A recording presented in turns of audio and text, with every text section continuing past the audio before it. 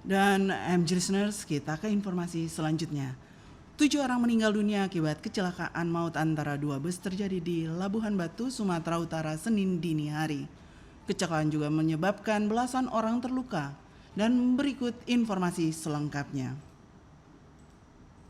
Kecelakaan maut terjadi di Jalan Lintas Sumatera, tepatnya di Desa Asam Jawa, Kecamatan Torgamba, Labuhan Batu Selatan, Sumatera Utara pada Senin dini hari sekitar pukul 3 pagi.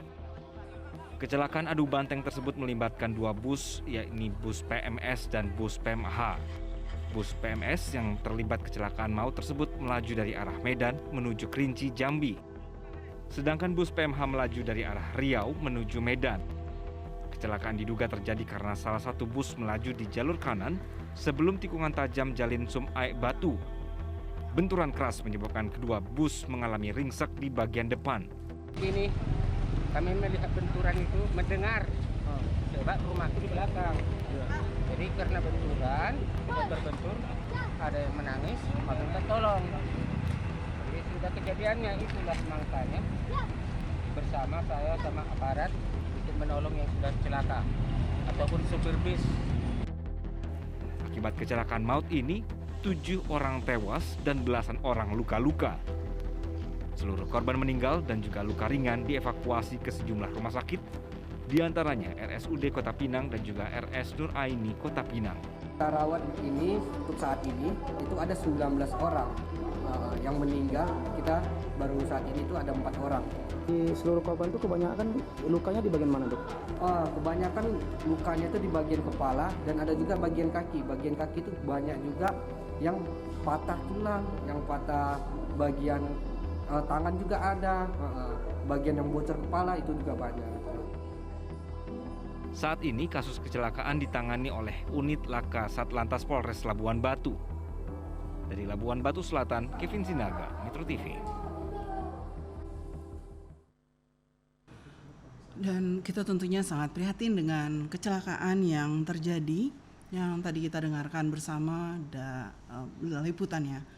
Kita akan mendiskusikan MG Listeners hal ini bersama PLT Ketua Subkomite LLAJ KNKT Bapak Ahmad Wildan dan juga ada Ketua Bidang Advokasi dan Kemasyarakatan MTI Pusat Bapak Joko Setiowarno yang sudah tersambung melalui sambungan telepon dengan MG Radio.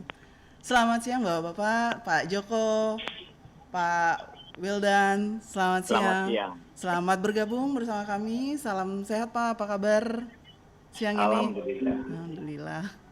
Ya, saya ke Pak Wildan dulu mungkin ya. Jadi Pak, dari hasil awal dari investigasi, faktor penyebab kecelakaan ini salah satunya adalah human error ya Pak ya, di Medan ini.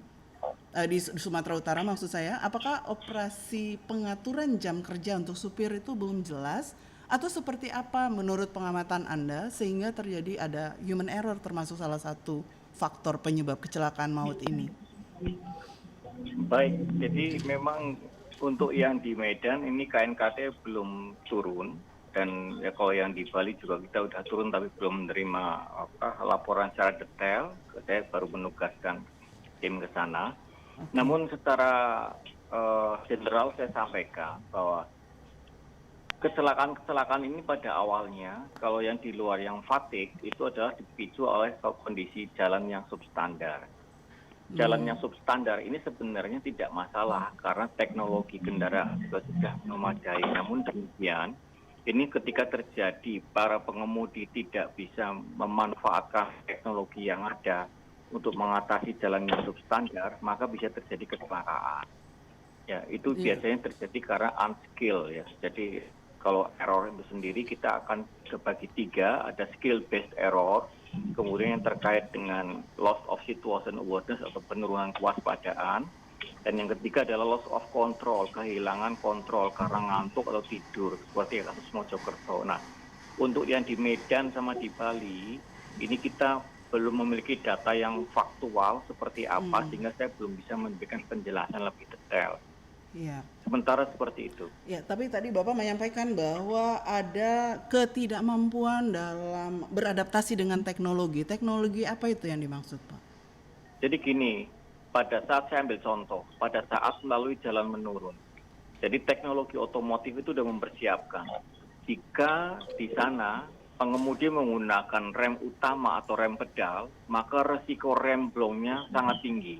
Sehingga otomotif mempersiapkan namanya rem pembantu, disebut dengan exhaust brake, engine brake, dan retarder untuk melakukan pengereman di jalan menurun. Nah, ketika pengemudi tidak memahami prosedur ini dan nggak menguasai teknologi ini, maka resiko konsekuensi yang diterima adalah kegagalan pengereman.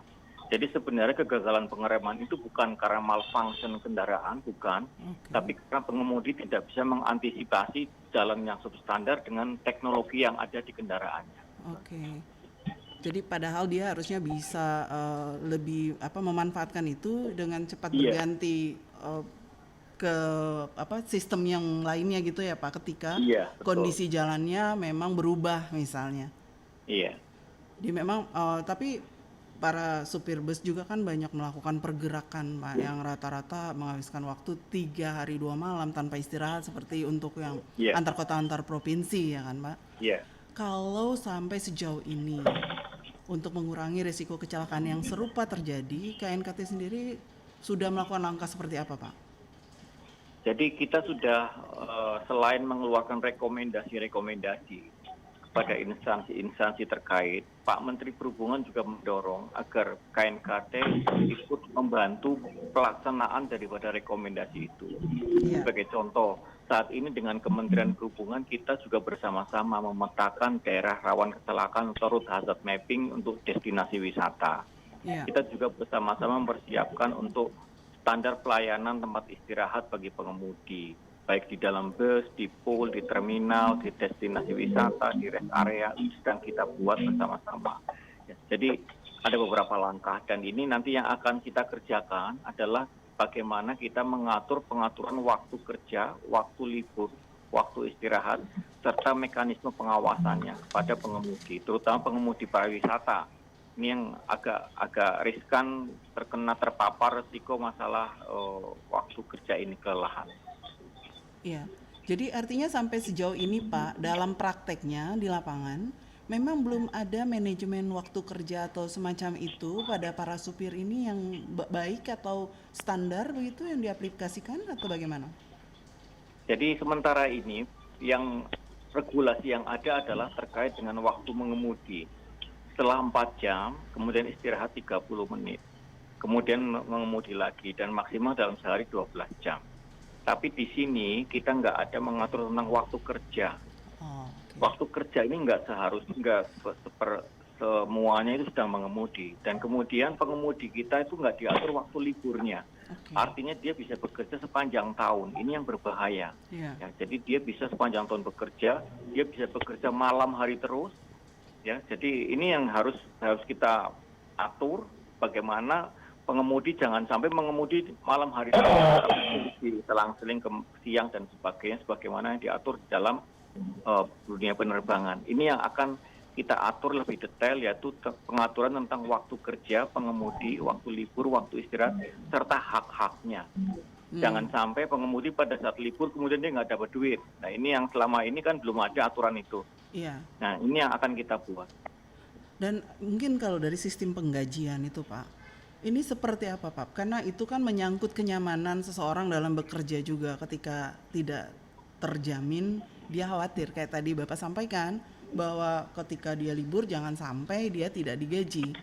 Nah ini kan salah satu menyangkut kenyamanan para supir itu sendiri. Jadi untuk menghindari mungkin human error di masa depan. Ini gimana Jadi Pak? itu yang jadi perhatian kita. Jadi kita belum mengatur dalam regulasi. Kalau kita mewajibkan pengemudi itu libur, istirahat, hak-hak mereka seperti apa? Nah, ini aturan itu belum ada. Sehingga selama ini pengemudi nggak mau libur. Karena ketika kita tanya kepada pengusaha, kapan mereka libur? Mereka libur terserah mereka. Mereka minta libur kita kasih, mau berapa hari terserah mereka. Namun pada kenyataannya nggak ada yang mau libur. Kenapa? Karena selama libur mereka nggak dapat haknya, hak gaji. Nah ini akan kita atur bahwa mereka harus, katakanlah nih, dalam seminggu hanya maksimal kerja 6 hari, 1 hari libur. Nah pada saat libur dia juga harus dapat hak gaji, entah itu separohnya atau apa. Ini akan kita atur dengan pemerintah. Ya, Pak, yang berlaku saat ini umumnya penggajian para supir ini per hari kah atau digaji bulanan atau seperti apa, Pak? Dia seperti bagi hasil ya, jadi bukan bulanan. Jadi pada sekali jalan nanti dia dapat bagian berapa. Jadi ada namanya uang jalan. Uang jalan itu uang gajinya pengemudinya atau honornya, kemudian BBM dan sebagainya. Jadi komposisi penggajian daripada awak sekarang ini bukan berdasarkan sebagai karyawan, tapi sebagai mitra kerja. Ini yang harus perlu kita waspadai juga. Jadi sebagian besar para pengusaha angkutan umum memperlakukan awaknya sebagai mitra kerja. Pada saat dia mengemudi, maka dia akan dapat sekian persen daripada pendapatan hari ini, gitu. Nah, ini tentu saja sistem penggajian seperti ini berisiko bagi awaknya. Dia bisa bersifat agresif dan dia bisa nggak mau libur sama sekali karena memacu dia untuk dapat pendapatan yang sebanyak-banyaknya, gitu. Nah, berarti selain itu tadi Pak, ada juga kan berarti ini masih perlu diatur soal penggajian dan kesejahteraan para supir. Tapi kemudian sementara kecelakaan juga terjadi akibat lintasan tajam yang tidak biasa dilalui oleh bis akibat hilang kendali. Nah, ini ada juga kan tadi dari MG Listeners yang menyampaikan bahwa marka jalan dan hal semacam itu juga perlu menjadi perhatian. Ini bagaimana dari KNKT untuk menyikapi itu? Iya. Tadi seperti saya sampaikan bahwa KNKT mengeluarkan rekomendasi agar Kemenhub melakukan namanya route hazard mapping, memetakan bahaya pada rute jalan. Nah, ini sedang kita kerjakan di wilayah daerah istimewa Yogyakarta dan Jawa Tengah. Jadi Kemenhub melakukan dengan ada akses semacam pendampingan dari KNKT untuk melakukan itu. Jadi kita lagi secara lebih intensif membangun sebuah sistem. Jadi kita nggak spot by spot agar ini dipasang marka, enggak.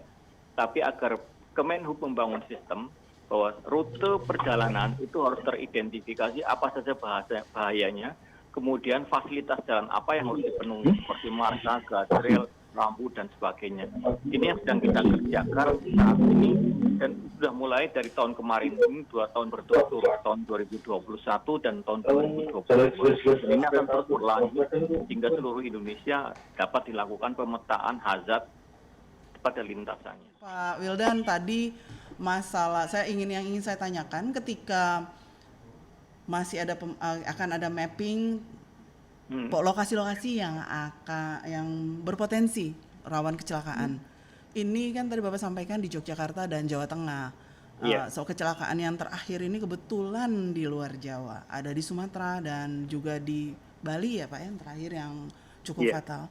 Nah ini kapan Pak kira-kira di luar Jawa bakal dipetakan juga? Ya ini terus terang ini anggaran dari Kemenhub sendiri banyak terkena refocusing ya. Jadi mudah-mudahan tahun depan kita bisa area yang lebih luas lagi, dan di samping itu juga kita lagi mendekati Google Map, sehingga kita nanti rencananya dari pemerintah Indonesia meminta di dalam Google Map itu nanti selain ada orang jalan kaki, sepeda motor dan mobil, juga ditambah satu lagi yaitu mobil bus, sehingga nanti kita wajibkan semua bus, semua kendaraan besar seperti truk pada saat menggunakan Google Map menggunakan yang truk sama bus tadi, sehingga dia dipastikan nggak akan melewati jalan-jalan yang tidak sesuai untuk kendaraan besar itu yang sudah dipetakan oleh Kemenhub tadi. Oh, jadi memang tadi Bapak katakan refocusing budget itu ya mungkin terkait dengan COVID kah atau ada memang program-program lain yang Bapak ketahui? Iya, jadi memang pemerintah sendiri sekarang dari tahun 2020 itu kan anggarannya diperketat ya. Jadi ada beberapa yang untuk menyesuaikan dengan anggaran negara saat ini. Nah, mudah-mudahan di tahun depan kita sudah bisa membuat kajian atau studi tentang road hazard mapping ini dengan area yang lebih luas ya. Yang tahun ini masih kecil, masih di lingkup DIY dan sebagian dari Jawa Tengah saja. Iya. Nah, mudah-mudahan nanti kita bisa seluruh Jawa, seluruh Sumatera, seluruh Bali dan sebagainya. Pak, tadi saya ketika terputus itu saya pertanyaannya adalah kapan sih Pak targetnya mapping risk potential untuk traffic accident ini akan bisa kita di launching ya untuk Yogyakarta dan Jawa target Tengah. kita sih sebenarnya dari tahun 2021 itu kita targetkan dalam 5 tahun udah selesai semua ya di seluruh Indonesia. Karena itu kan perlu proses, perlu waktu. Jadi ya mudah-mudahan kita dapat selesai sesuai target aja. Ya, kalau yang awal ini untuk kira-kira dalam tahun ini Bapak sampaikan tadi akan kelarnya? Oh, ini kalau untuk road hazard mapping ini akan selesai sampai bulan Agustus. Nanti begitu selesai, nanti kita akan seminarkan atau FGD-kan dengan instansi terkait. Kemudian juga kita akan melakukan sosialisasi edukasi kepada para customer pengguna bis wisata ya di Jawa Tengah dan sebagainya. Jadi ada beberapa treatment yang akan kita gunakan selain dari memetakan ini juga kita akan melakukan edukasi kepada masyarakat pengguna jasa angkutan wisata ini.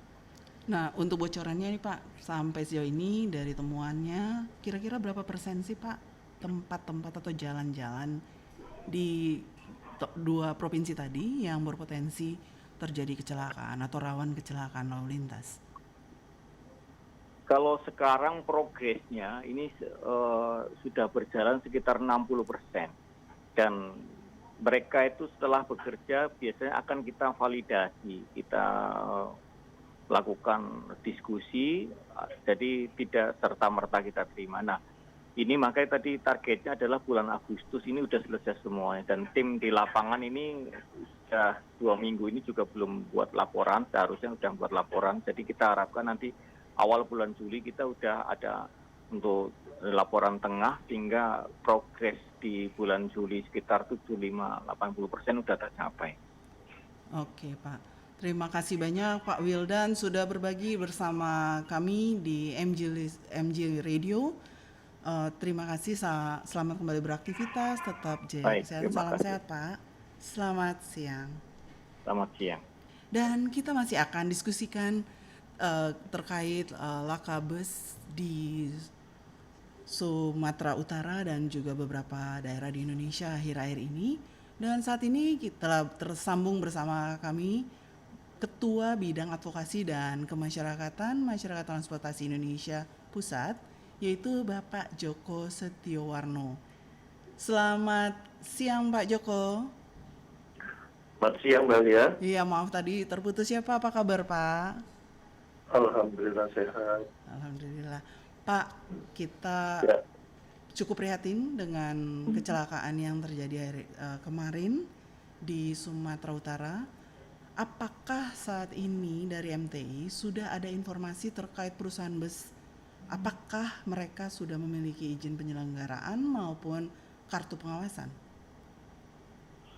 Ya, ini memang informasi kami terima itu nampaknya tuh di kejadian yang di Bali maupun di Sumatera Utara, busnya itu terdaftar secara lengkap. Terdaftar ya Pak ya? Ya, terdaftar tidak secara lengkap lah. Tidak secara Artinya, lengkap. itu kan harus terdaftar lengkap di Spionam. Ya. Ya, nampaknya tidak sempurna dia atau ada jual beli atau apa. Dan ini memang sampai saat ini mungkin itu dampak dari pandemi. Tapi namun apapun kan mereka harus mendaftarkan diri. Betul.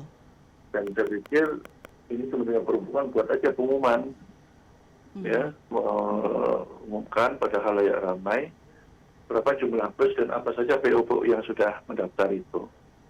Karena ini juga kadang-kadang masyarakat kita tuh kalau menggunakan bus wisata cari yang murah dia, tapi dia risikonya nggak dilihat, gitu kan ya.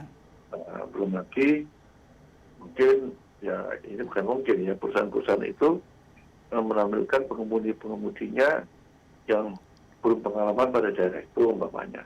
Iya. Atau sudah pengalaman pun pengemudinya satu pada jarak jauh. Ya. Iya. Kalau wisata itu minimal tuh harus 2 kalau wisata itu. Kenyataannya Jangan satu ya takut. Pak ya? Ya itu tadi, walaupun 1 hari itu mesti dia lebih 8 jam perjalanannya. Iya. Karena menghitung itu sejak dia berangkat dari rumah. Kita lihat di kereta api itu kok masinis itu menjalankan cuma 4 jam aja tuh di keretanya ya. Iya. Tapi hitungannya sejak dari rumah dia sudah berangkat 2 jam. Hmm. Ya maksimal 2 jam. Terus 1 jam lah minimal, belum urusan lainnya. Jadi bekerja itu sejak dia berangkat itu hitungannya. Oke. Apalagi bis seperti bis pariwisata itu dihitung nggak ada yang sehari 8 jam, lebih dari 8 jam, meskipun 1 hari. Iya. Jadi artinya kalau tadi Bapak sampaikan bahwa untuk bis pariwisata misalnya harus setidaknya ada 2 driver. Kemudian kalau untuk antar kota antar provinsi yang jaraknya cukup panjang, jauh, waktunya cukup lama, ini sebaiknya itu berapa driver Pak yang harus? Yang 2 tadi mereka bergantian. Jadi untuk antar kota antar provinsi. Ya, karena Ya. dalam sehari kan aturannya itu maksimal 8 jam dia mengemudikan. Kalau berdua dia bergantian 4 jam, 6 jam saling berganti gitu ya. Iya. Dan seperti itu. Pak, selain faktor kelelahan, kalau selama orang mengemudi lebih dari 8 jam itu, apalagi sih Pak kemungkinannya? Yang jelas itu secara umum kecelakaan itu di Indonesia dan dunia umumnya karena kalau 95% itu karena faktor manusia. Iya. Ya. Nah, 80% itu karena lelah. Oh, Banyak yang saya lihat di Pantura itu tiba-tiba truk ditabrak dari belakang. iya. Terus lihat ada rem yang nggak ada. Ngantuk sopirnya. Oke. Jadi 80% itu human error itu adalah faktor kelelahan. Entah Iya. supir truk, saya perhatikan, supir bis maupun ya kendaraan pribadi sama itu. Makanya yang agak susah kalau pribadi ya himbauan lah. Tapi kalau supir truk, supir bis itu, tadi bis seperti itu harusnya 2. Iya. Ya wisata itu harus 2. Padahal kemarin tanggal 27 Maret, 27 Mei kita sudah rapat itu. Saya dengar rapatnya itu. Akan memberikan tempat istirahat. Saya nggak tahu sampai sejauh mana itu dilaksanakan tempat wisata namanya. Biar supir itu bisa benar-benar dia merebahkan badannya. Bukan hanya tidur di bisnya, kondisi panas atau di bagasi, bukan di tempat dia benar-benar untuk istirahat. Itu membuat dia lebih fresh lagi. Iya. Itu kan Kalau itu yang saya perhatikan di Indonesia gitu aja. Kalau persoalan masalah jalan dan sebagainya, oke lah.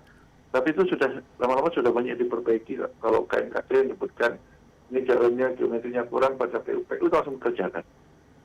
Contohnya tanjakan MN gitu ya. Sekarang sudah bagus gitu ya, Subang gitu kan. Iya. Nah, itu contoh lah. Masih beberapa tempat yang lain juga begitu. Tapi kembali lagi, bagus pun kalau masih ada pengemudi seperti itu di mana pengusahanya juga kurang peduli. Memang perusahaan-perusahaan ini harus dia punya SMK.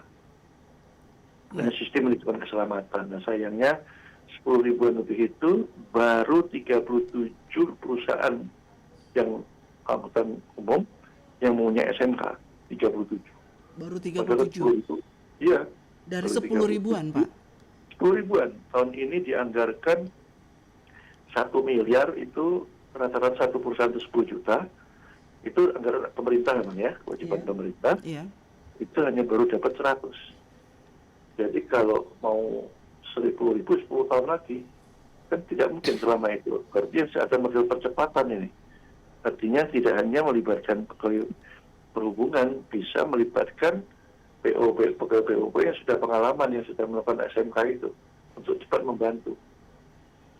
Ya, tadi juga menarik bahwa Bapak menyampaikan bahwa dari temuan kasus terakhir dua kecelakaan terakhir, itu mereka memang tidak lengkap di kartu pengawasannya ya Pak ya? Terdaftar tapi tidak lengkap. Apa aja sih kelemahannya atau yang tidak dilengkapi dalam kartu itu Pak?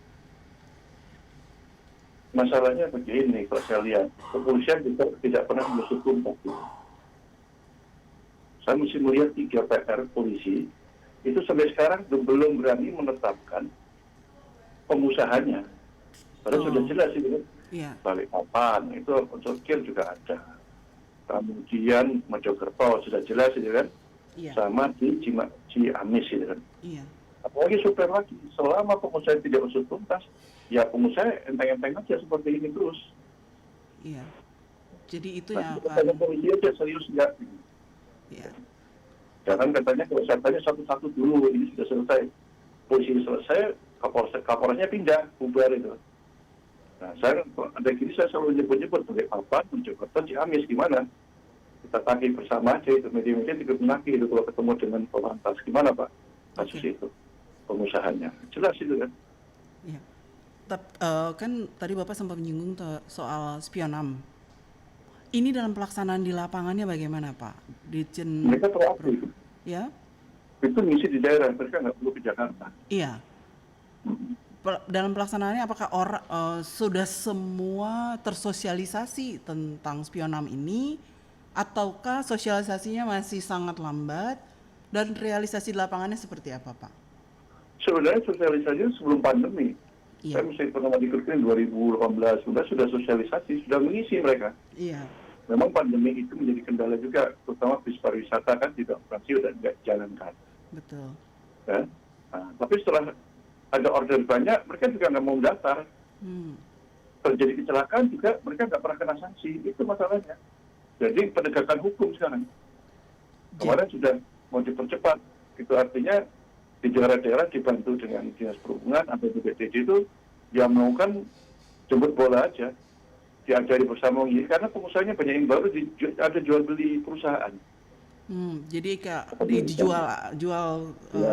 jual lagi gitu ya Pak ya? Nah, itu harus segera aja.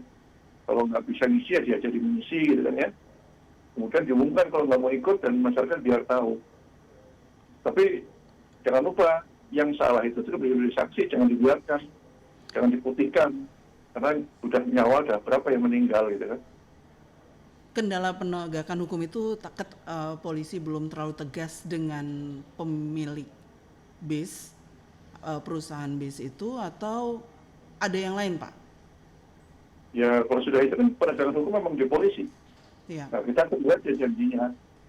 Kalau Balikpapan janjinya polisi setempat bilang nanti kalau supirnya sudah ditetapkan tersangka, proses itu berapa bulan?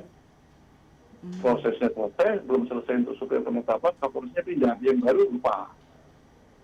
Sekarang pun Kaltim BPTD-nya sudah pindah. Yang baru, ya karena dia nggak tahu ya diam aja. Ya, Dorongan-dorongan dari luar. Iya, berarti kita masih menunggu benar-benar penegakan hukum yang sebaik-baiknya, secepat-cepatnya gitu ya Pak ya, untuk memberikan mungkin efek jerah dan kemudian orang mau memperbaiki sistem dan mekanisme. Lalu terakhir Pak, ada saran dari MTI Pusat terkait apa yang terjadi saat ini buat kita menghindari kecelakaan-kecelakaan serupa terjadi di waktu-waktu yang akan datang. Ada saran mungkin Pak? Ya ini kerja paralel ya. Iya. Penegakan hukum harus berjalan, sosialisasi juga, pengetatan aturan-aturan, sembari juga SMK-nya ini harus segera aja dikerjakan. Karena ini anggaran perubahan, jadi saya nggak tetap kuat ya. Iya. Ya, karena kita tuh sebenarnya sudah pandemi keselamatan bertransportasi saat ini. Bayangin aja, sekarang yang meninggal COVID itu rata-rata 3 per hari. Kecelakaan darat itu 1 jam 3 orang meninggal, coba. Tinggi yang mana sekarang? Betul. Jadi memang kita Belum ada lagi di pandemi. belum lagi kecelakaan di perairan. Iya. Sama juga tingginya. Jadi Ini langkah apa kita sih harus Pak? turun tangan. Ya, sarannya tadi Pak? Ya, ini harus diambil alih presiden, nggak bisa enggak. Polisi sekarang melakukan namanya operasi macam-macam lah, 2 minggu ini ya. Iya. Ya pas operasi itu turun, operasi naik lagi. Ya operasinya 24 jam, 365 hari harusnya. Pasti turun saya yakin. Atau kita buat program nasional pandemi keselamatan bertransportasi. Sudah, jadi semua sektor berjalan, nggak hanya perhubungan, nggak hanya polisi. Termasuk Kementerian Perindustrian, Perdagangan juga mereka harus tanggung jawab.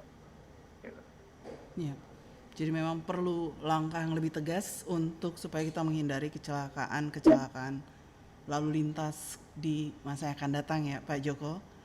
Betul. Ya, terima kasih banyak Bapak sudah berbagi bersama kami di MG Radio dan selamat kembali beraktivitas. Terima kasih, selamat siang, tetap jaga kesehatan Pak. Terima kasih. Terima Mas Yang. kasih.